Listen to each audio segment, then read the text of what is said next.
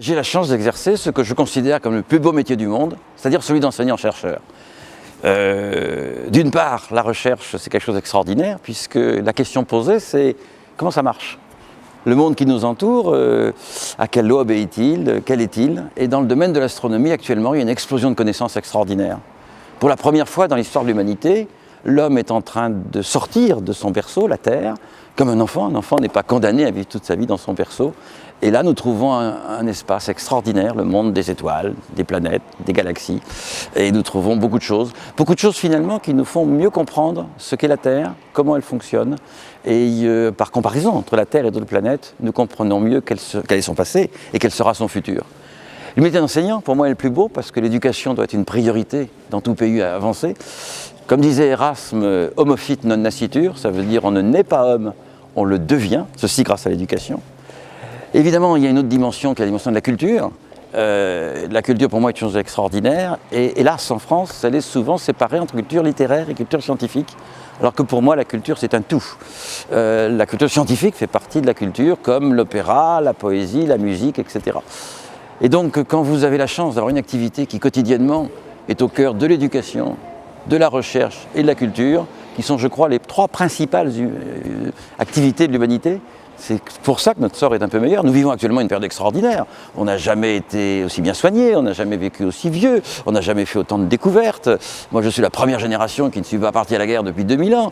Une épidémie, on sait la soigner. Une mauvaise récolte dans le passé, c'était 100 000 morts pendant l'hiver. C'est plus le cas maintenant. Autrement dit, contrairement à tous ces homo tristus qui nous font croire que c'est la crise, c'est une période merveilleuse. Et si j'avais le choix de naître n'importe quand, entre il y a 6 000 ans et aujourd'hui, c'est aujourd'hui que je naîtrais pour faire ce beau métier qui est celui d'essayer de comprendre le monde et de répondre aux questions « Qui sommes-nous ? Où allons-nous ? Y en a-t-il d'autres ?»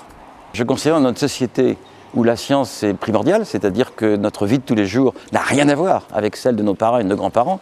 Quand nous levons le matin, nous prenons une voiture, nous prenons un avion, nous allons à l'hôpital, nous téléphonons, nous regardons la télévision, la radio, toutes choses que nos grands-parents ne faisaient pas, tout ceci est une conséquence de découvertes scientifiques fondamentales.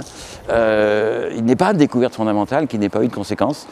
Eh bien, dans ce monde-là, où la science nous entoure et conditionne notre vie de tous les jours, cette science est ignorée.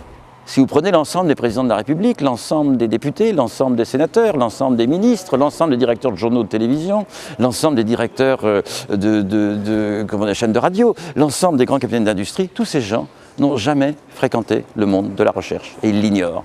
Ce qui fait qu'il y a, hélas, dans la société, beaucoup d'obscurantisme.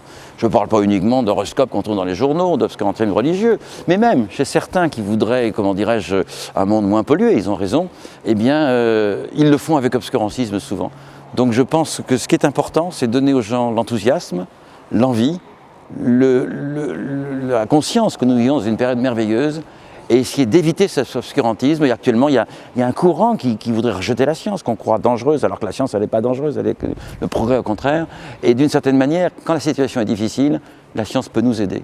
Elle ne peut pas résoudre tous les problèmes, mais sans elle, nous sommes morts. Donc c'est un petit peu ce message que j'aimerais faire comprendre. D'une part, apprécier la chance que nous avons, et d'autre part, goûter la science pour qu'elle soit le plus présente. Quand on pense qu'elle est pratiquement absente des journaux, de la télévision, de la radio, et même de l'enseignement, c'est bien vraiment dommage. Puisque tous nos étudiants en sciences, eh bien, ont un travail. Il y a d'autres disciplines dans lesquelles le chômage accourt.